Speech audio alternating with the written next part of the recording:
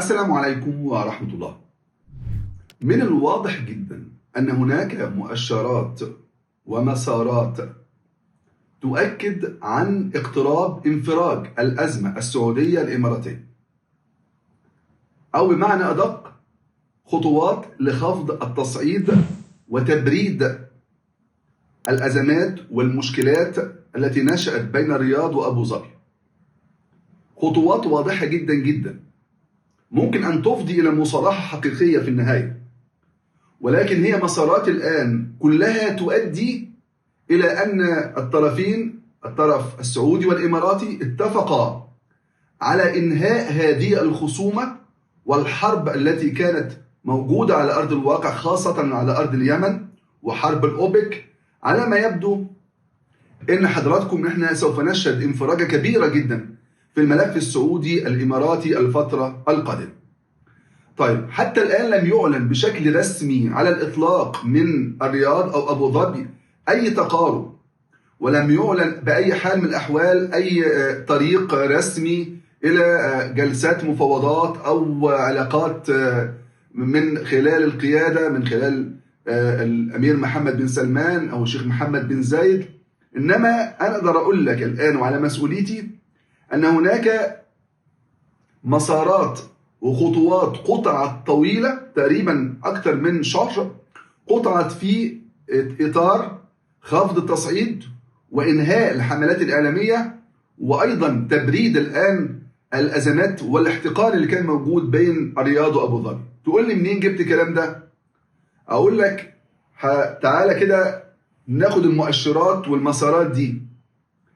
أنا عارف كويس قوي إن طالما ما فيش إعلان رسمي سواء من الديوان الملكي السعودي أو أيضا في الإمارات إن المسألة لا تؤخذ بهكذا، بس أنا بقول لك في النهاية أمامنا مجموعة من المسارات، أمام مجموعة من المعلومات تؤكد أن الأزمة السعودية الإماراتية في طريقها إلى الحل، في طريقها إلى التفاهم، في طريقها إلى التصالح.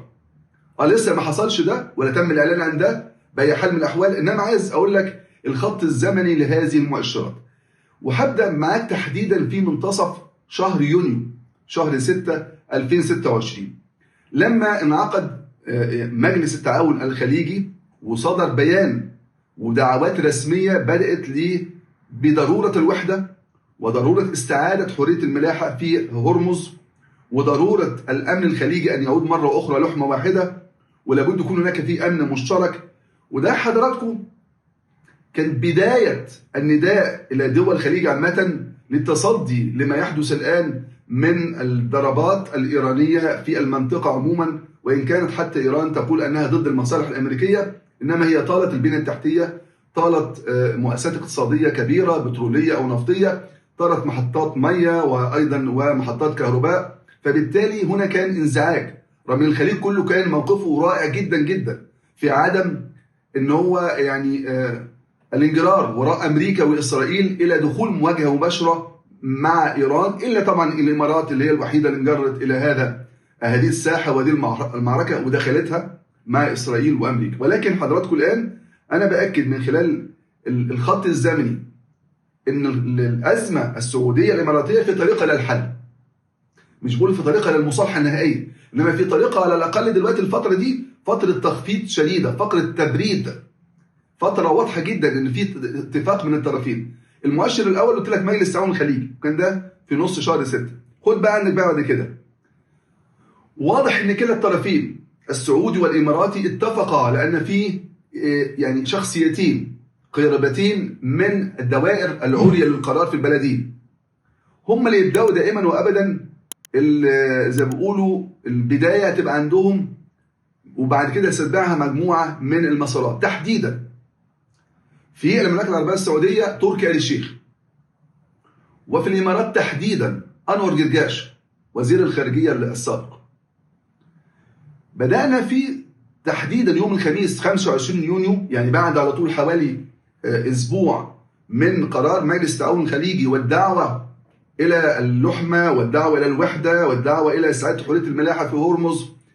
بعد ده يوم 25 يونيو تحديدا فوجئنا على غير المراد وفي ظل الحملات الإعلامية اللي شغالة بالبنادين ان تركي آل الشيخ بيضع صوره للشيخ محمد بن زايد رئيس دولة الامارات وهو يقبل احد المسنين، ثم علق عليها وكتب تحتها صوره تجبرك وتتوقف عندها كثيرا: قادتنا نعمه. قادتنا؟ تركي آل الشيخ بيتكلم عن الشيخ محمد بن زايد يقول لك قادتنا في ظل المعركه اللي دارت. طبعا في معركه عسكريه دارت هناك في اليمن، وفي معركه اقتصاديه دارت في الاوبك، وفي معارك اعلاميه شغاله ليل ونهار. فكان دي اول اشاره بتقول يا جماعه احنا رايحين على خفض التصعيد، يا جماعه احنا رايحين على فتره جديده للتبريد الازمه، ورايحين على تفاهم جديد او مصالحه. طبعا خلي بالك حضرتك التويته دي بتاعت تركي آل الشيخ تفاعل معها 11 مليون واكثر من 11,000 لايك، والاف النشر واعاده النشر وريتويت والتعليقات. كان واضح جدا، بس كان واضح انها علامه مبكره ان السعوديه من خلال تركي آل الشيخ ومن خلال تفاهمات خلف زي ما بيقولوا الابواب المغلقه تمت بين الطرفين على تبريد الحمله الاعلاميه. طبعا حضراتكم بعد يوم 25 يونيو نبدا في الاسابيع الاولى من يوليو في شهر 7 بدات نبدع، بدانا نشوف مؤشرات جديده، بدانا نشوف حضرتك يعني طبعا دي كانت طبعا في ذروه ما جاء من العدوان الحوثي والتهديدات الحوثيه بمحاصره المملكه والبحر الاحمر.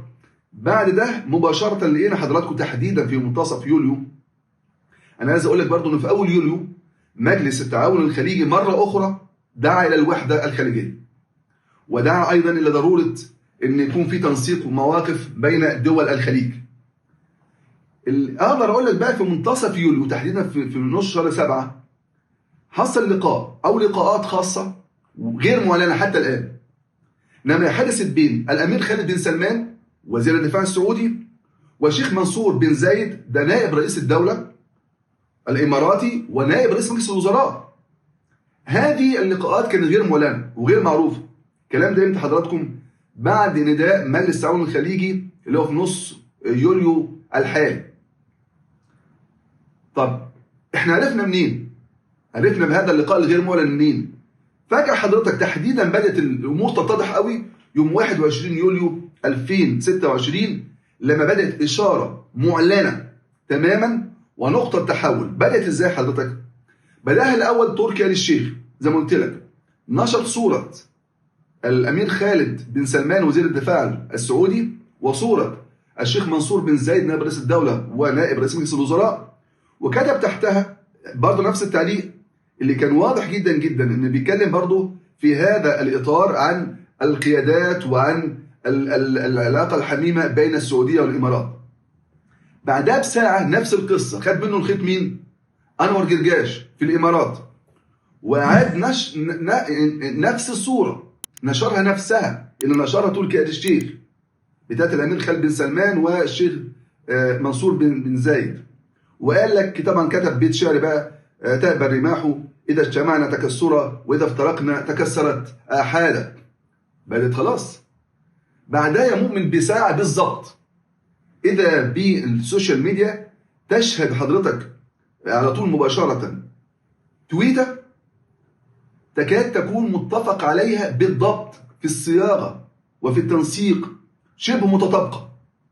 اولا من سلمان الدوسري وزير الاعلام السعودي اللي اتكلم عن التاريخ المشترك بين السعوديه والامارات واتكلم عن القياده الحكيمه، وده الاعلام الى المسؤوليه وعدم الاضرار بالعلاقه، بس اشاره البدء. في نفس الوقت يا مؤمن، في نفس الوقت عبد الله بن محمد الحامد رئيس الهيئه الوطنيه للاعلام الاماراتيه، ده بمثابه وزير الاعلام الاماراتي، نشر نفس التويته نص مشابه متطابق برضه بيصف العلاقات بين البلدين، بين السعوديه والامارات، بانه تاريخ مشترك ورياده واخوه ومصير واحد. بس اذا 21 يوليو بياتي الخط الزمني يقول لك لا، ده في اتفاق على خفض التصعيد، في اتفاق كبير على ان الامور تمشي الى تهدئه والى تبريد.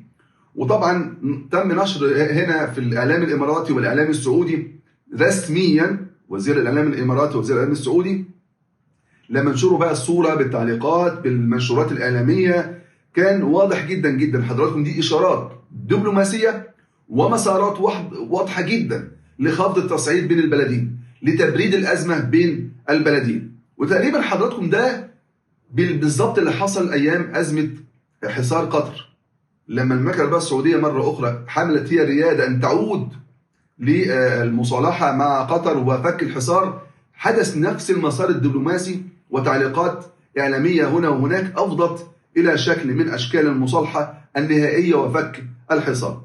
طيب تقول لي بقى المتوقع خلال الأيام الجاية إيه؟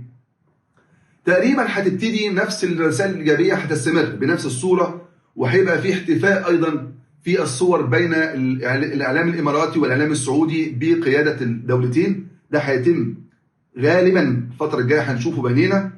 أيضا احتمال ظهور لقاءات رسمية أو اتصالات هاتفية يعني بين مسؤولين إما سياسيين أو أمنيين أو اقتصاديين أيضا أو الخارجية بين البلدين، ده ممكن يتم جدا. رقم 3 ممكن نلاقي تنسيق واضح جدا في ملف التهديدات البحرية وأيضا الحماية المشتركة، ده المتوقع. طيب تقول لي هل ممكن نقدر نسمي ده إن ده مصالحة إماراتية سعودية أو مصالحة سعودية إماراتية؟ أقول لك لا، لم يصل الآن الأمر إلى مصالحة. الأمر نقدر يعني في رأيي نقدر يعني صعب إن احنا نطلق عليه مصالحة سعودية إماراتية، ولكن بشكل أدق ممكن نقول تفاهم سعودي إماراتي. ده شكل من أشكال التفاهم.